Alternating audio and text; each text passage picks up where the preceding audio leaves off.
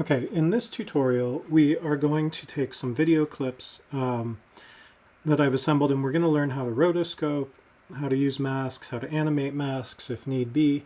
And yeah, so that's kind of the tutorial. So to start with, I did a little bit of work in Premiere before I took these into After Effects.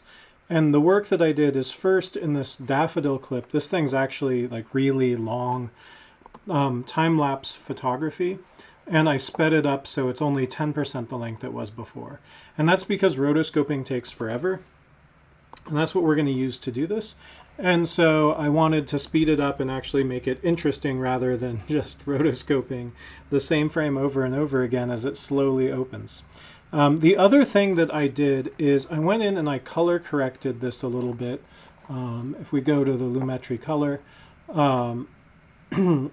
setting, and so the changes I made, if I just turn off basic correction, you'll see that it doesn't seem that bad, but I know from experience working with the Rotobrush that the Rotobrush, what it tries to do is it tries to find the edge between what you want to select and what you don't want to select. And if the colors are very, very similar, or if the edge is blurry, or if it's really low resolution, all of those things can impact the quality of your Rotobrush outline and can impact how much work it's going to take you to continue to do that, because you're going to have to go frame by frame and fix things. And so from working on this previously, I know that this edge here is close enough in color to the background that everything else is crisp and works really well. It's a great example to use because you don't have to do a whole lot of cleanup. But this edge gets noisy, and what happens is each frame ends up different, and you get this like wiggly edge as you run through it. Right? And so what I've done is I sped this up, and then, I added some basic correction that I'm hoping will create enough difference here. I added a little bit of contrast. I adjusted the exposure some, made some highlights, shadows, etc., right? And so just to give us a little bit better chance when we come into this. So the other clips that I've created, we will... Hold on, let's get out of color mode here real quick. Okay, so the other clips that I made is I just took this aluminum video and I just chopped out a couple examples. Specifically, there's this video quick roast dinner scene where it turns into a beautiful, I mean, that just looks delicious, doesn't it? And then there's this other one where cigarettes get wrapped up. And so I was hoping this might be an easy, because of the amount of contrast, this would be an easy Rotobrush as well. And so we might do that one, we'll see. But this one is just to show how to make a mask and when you would want to do that versus when you'd want to do the Rotobrush and take the time to do that. Now, the other thing we'll look at is keying. And keying is when you essentially eliminate one or a range of colors from your image and make them transparent. And so if you have the ability to green screen or blue screen your footage, so you have an actor or actress sitting in front of a green screen doing something, or whatever that may be, that typically tends to be like the easiest way to get rid of a background you don't want. However, a lot of times if we're using found footage or there's other causes, not having an even color in the background to remove ends up making this significantly more difficult, and that's where rotobrushing and rotoscoping comes in. Okay, so I exported all of these and they are available as assets. And so then this is kind of the finished project composition where I have, and you can kind of see the edges get kind of tweaked out there a little bit. But you can see that, right, I have these 6 copies of this dinner, and then I have these, the flower blossoms copied and rotated around this center point, right? I don't know what I'm doing. I'm honestly just playing, but you can see that. And then there's this yellow background. That is just the color of the composition. I chose that to make it kind of easy to see everything else that was going on, so you could see the edges and kind of see where things were working. Okay, so I have a bunch of stuff imported in here. What I would like you to do is to create a new composition, or sorry, create a new project, and then we can start bringing things in. So I'm going to go ahead and do the same thing. So I'm going to go new project. I will save that. And now I'm going to go ahead and import a few things. And so what I want to import is I want to import SIGs, Video Dinner, and Daffodil 800, right? Those are the ones. Oh, and let's go ahead and hit. If you hold down Command or Control, if you're in Windows, and click, you should be able to select something that's not in order to do multiple selections. So we're going to want those 4 assets. Hopefully all 4 of those will be available, and I will not have forgotten to upload them to Canvas.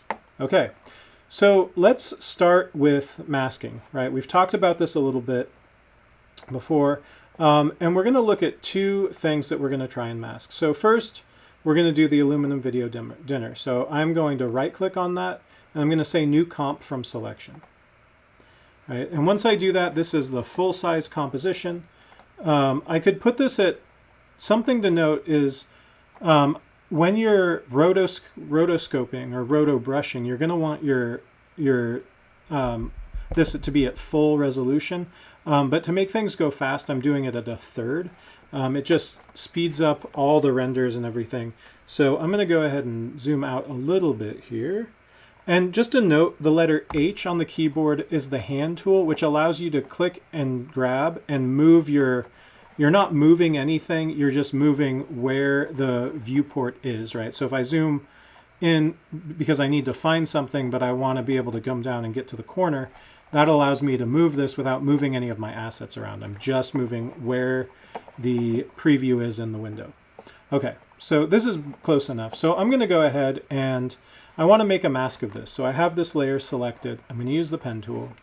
And you know, this comes through, and in our case, we just want the food. And you'll notice that the boundaries of the food and the boundaries of that video dinner label, which is amazing, and I might use for a poster for like an art show at some point, right, they're different. And so I just want to make sure I get to a point where that transition has ended.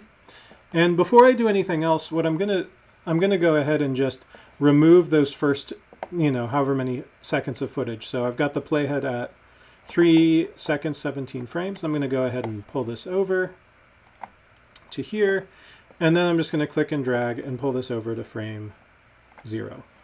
Right, and once I've done that, I'm going to go ahead and rather than have all of this dead space here in this composition, I am going to go up to the composition menu at the top of the menu. I'm going to go down to composition settings. I could also hit Command or Control K, and I'm going to change this duration. But first, I should probably put my playhead at the end of the clip so I know how long it is. Right, so it's 1 minute 20 seconds. So I'm going to go composition settings, and it's not a minute, it's 1 second, 20 frames. 1 second and 20 frames. I'm going to hit OK. Right, and so now I just have the stuff, the part of the video that I want to use set inside a composition. And so now what I need to do is I need to create the mask for this. And so what I'm going to do is I'm going to start wherever there is a hard, where the corner starts to bend. So I'm going to start here. I'm going to come over here, I'm going to click again. I'm going to set 1 at the center of the corner and 1 at the other end of the corner. I'm going to come straight down. Then I'm going to do another one, basically dead set in the center. You'll notice that's not quite aligned right, which we'll fix in a bit. Come down. Again, this corner is actually out of frame, but I'm going to pretend that it's about right there. Move this over, click here, and then come up here, click, come here, click, and then close it off. Now you'll see my corners are a little hard, right? And so, you know, that's a little bit of a problem, and obviously this bottom part is out of frame, but that's fine. And so, because that's just the way the video is, and there's not much we can do about it. So what I'm going to do is I'm going to zoom in a little bit, And then I'm going to hold down, I still have the pen tool selected. I'm going to hold down the Option key. And if I hover over this, I get this like V-shaped thing. And if I click and drag when I do that, it turns my hard corner into a soft corner. If I pull the wrong direction, it's going to be twisted, and that you'll know that because it's pretty obvious. So then you just rotate your hand around until it's in the right orientation. And so I'm going to go ahead and do that on that corner. I'm going to hit the letter H to move over to this other part. And then I'm going to hit the letter G to use the pen tool again. I'm going to hold down Option. I'm going to click and drag, and this time I have it the wrong way, so I'm going to straighten that out. I'm going to hit the letter H, drag over here, hit the letter G, hold down Option, click and drag, and I did it the wrong way again, so I'm going to pull this out. And now when I do this, that actually looks pretty good. I was a little concerned it'd be outside the edge of the thing, but so far so good. I'm going to hit the letter V, or not the letter V, sorry, the letter G. And then I'm going to hold down Option, click and drag. And there we have it, right? So we've got a mask for this layer, for this composition now. So now what I can do is I can create another composition, or I can just, for now I'm just going to hold on to this and not do anything, right? So the reason I chose to use a mask in this case rather than rotobrushing this is because rotobrushing takes forever. And this video, granted, there's a little wiggle in there, but with the aesthetic I'm going for, it doesn't matter that this isn't, that I'm not moving the mask with the with what's animating underneath it, right? So there we go. So we've got something where we've masked that out. Okay, that's the simple option. So let's go ahead and see what we can do with this cigarette video. So again, I'm going to right click on this, New Comp from Selection. And then I'm going to zoom in a little bit. Now, this is trickier, right? Because this starts to fold up and eventually becomes this other shape. And now there's some other choices we have to decide whether we want to make. Do we want the shadows in this to be something that we use? If so, we'd actually probably want to do a separate mask for those, because then we could change the way they blend. Like we would actually do that probably on another layer. But in this case, let's just go ahead and try to mask this, to make this function. I have no idea how well this is going to work. So this is animated. What we want to do is we want to find one of the more complex moments in this footage, because what we're going to want to do is we want to have the correct number of points to use for this entire thing, if that makes sense, right? Because here I could do this in like 1, 2, or even maybe 2, 3. Basically, I could have 4 points here, but I'm going to need more than that with all this detail that emerges as this thing starts to fold up, right? Specifically, right about here is where I think I'm going to have the most complexity, and this is at 28 frames into this clip. And so I'm going to go ahead and start doing this. And what I like about this is they're mainly straight edges, which makes my life easier. So I'm going to click, and so just go ahead and do this. It's, a super fun process. And we'll see how effective we can be at this. And we're only going to do a few frames because otherwise we'll all lose our minds. And I'd rather you keep your minds and still enjoy me as an instructor.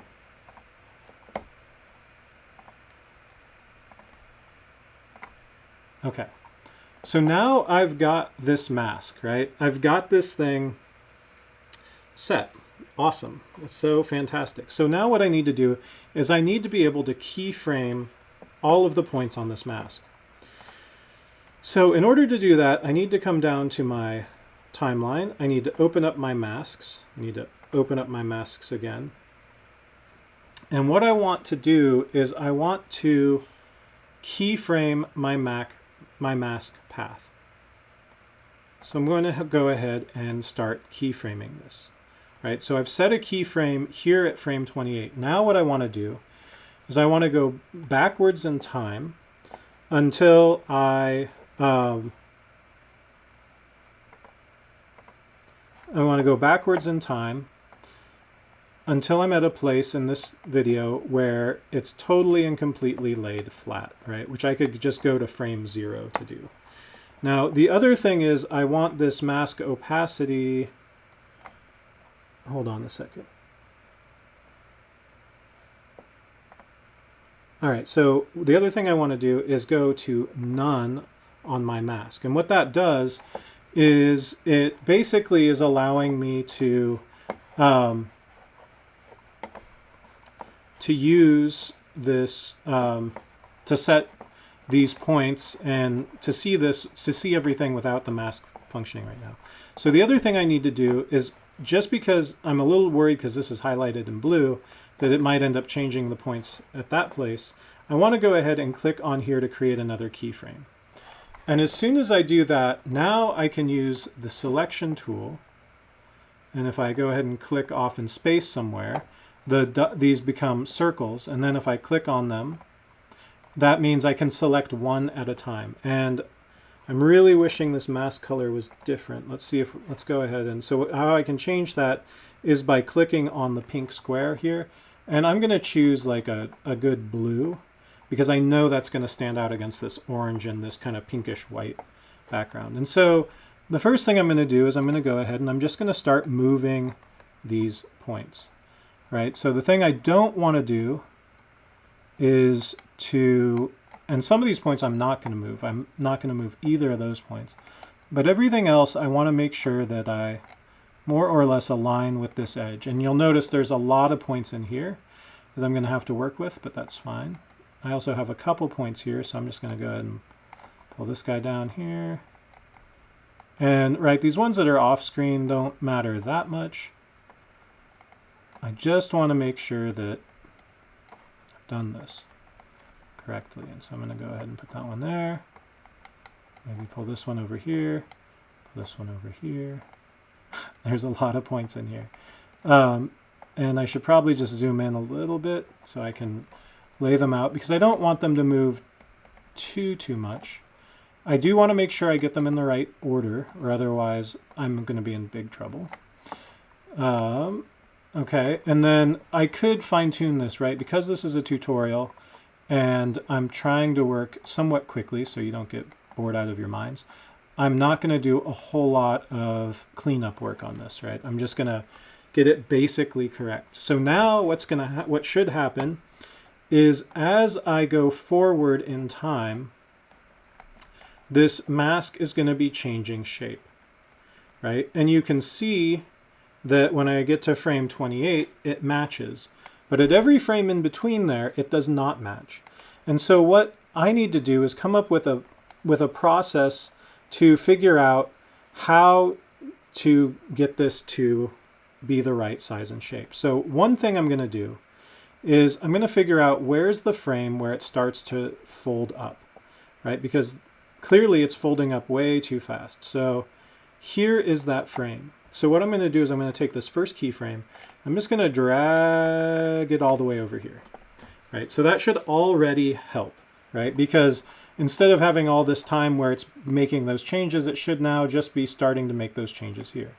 Now it's still off, right? Substantially.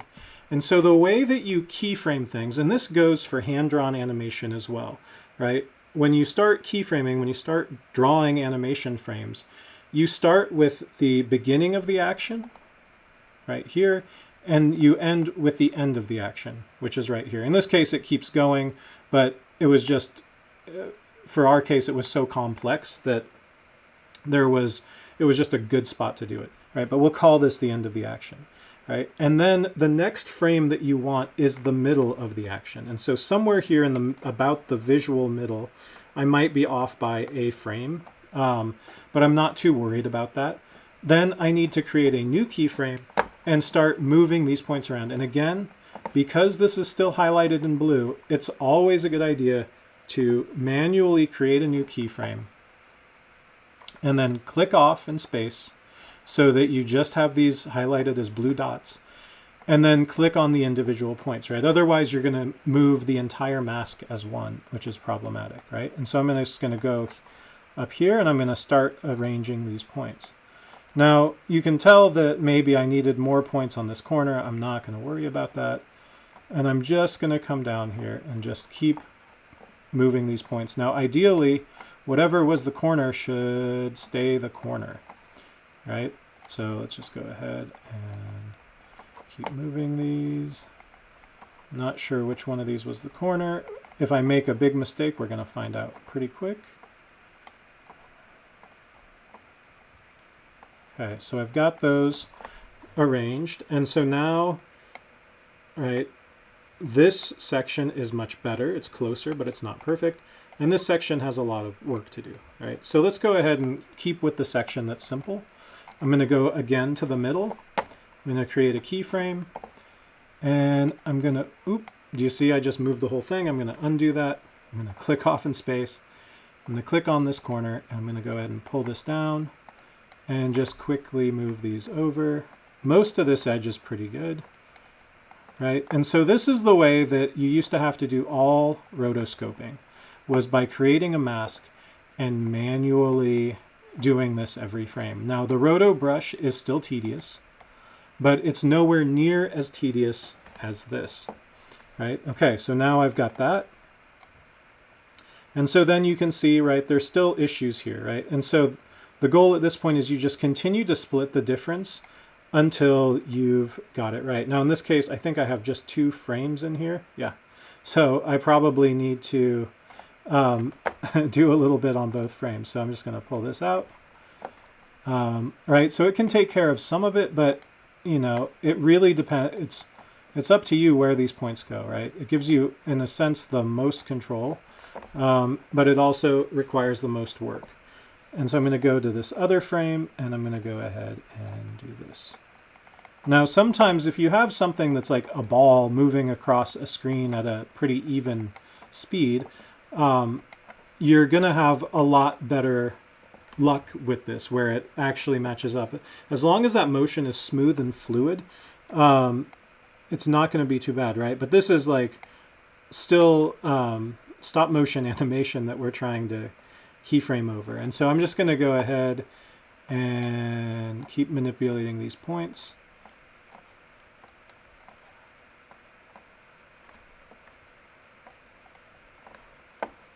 Okay, that wasn't too bad. Come over here, it needs a little bit more manipulation. This corner comes up.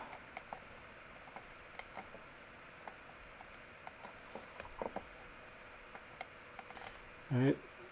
And even here, this is actually out a little bit further than it should be. I'm going to just tuck it in. Oh no, that was actually where it was supposed to be. I'm going to undo that. Okay, so now we're going to go ahead to this frame. And right, again, things are changing pretty dramatically at this point. So we just have to, let's go ahead and actually let's split this difference, because that should get us a little bit closer, maybe. Okay, so we're going to split this difference, and right, this is, oops, there we go, I did it again. I do it all the time. Right, so this is this corner, and we can start using some of these points for these interior angles that are starting to form. So we're just going to pull these down. Right, and now these points, we can start to, we want to continue to keep this as the exterior angle. So let's go ahead and do that. And then with this one, it'd be nice if I had a few more points here, but I think we'll be okay. There we go. And so then, all right, this continues to be problematic, but look, we're significantly closer now to where we wanted to be on this frame. So let's go ahead and fix this one up real quick. And ideally, I wouldn't be sliding these points quite so far along all of these boundaries, but that's just what's happening today. And I don't know if I want to keep that shadow or not. It's a little bit problematic, but I think I'm going to go ahead and leave it this way. And then we can go let's go to this frame and let's go ahead and fix these. And right, this isn't going to be perfect because nothing in this world ever is. But, okay. So I've done those fixes. Let's make sure. It looks like there's a strange corner there, which I didn't see in anything else. I'm just going to leave it. I'm going to pretend that doesn't exist because we don't need it. Right? And so here comes this last frame. And so now what I need to do is I need to make sure that all of these points, right, get brought in. And these edges get brought down.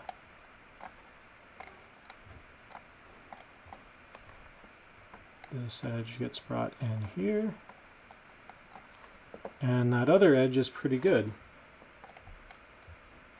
Okay, right, and so now we can go forward from this, or we can go to, what might be best is to go to the point where, right, the entire box is totally closed, including that flap, right?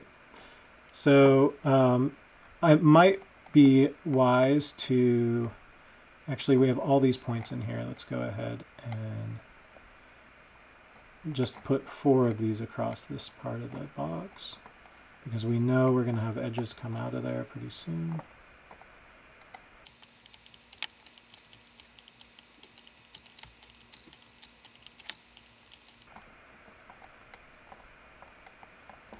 Okay, right, so I've got this box set all the way, right, and now this mask is going to do some crazy things that we don't want it to do, and we're not, because it's a demo, I'm not going to sit here and do all of this work. But I could, let's say, do, this is about the middle of the sequence between the last 2 points, so I'm going to go ahead, and you can see that there's actually part of this wrapper which is in shadow, but it's sticking out because they're folding it up like a Christmas present or a birthday present or whatever present you want to see.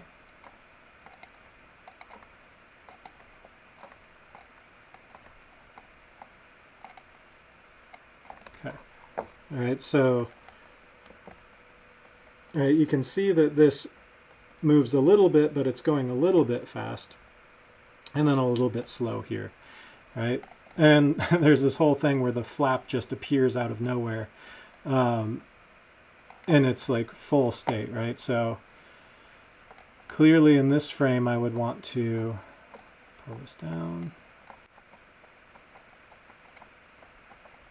And I might be off by 0.1 there, and then the back of this is totally closed up, it looks like. Now, right, so then, right, so we can do this last little bit here, just because I know this is going to be pretty quick. Right, and again, I'm not doing all the points I should be doing, but it's fine.